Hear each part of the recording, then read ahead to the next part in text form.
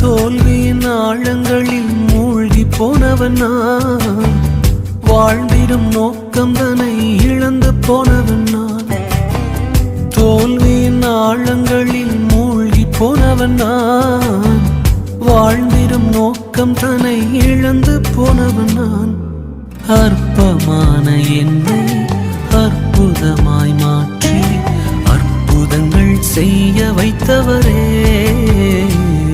எனக்கா இத்தனை கிருபை, என் மேல் அளவற்ற கிருபை.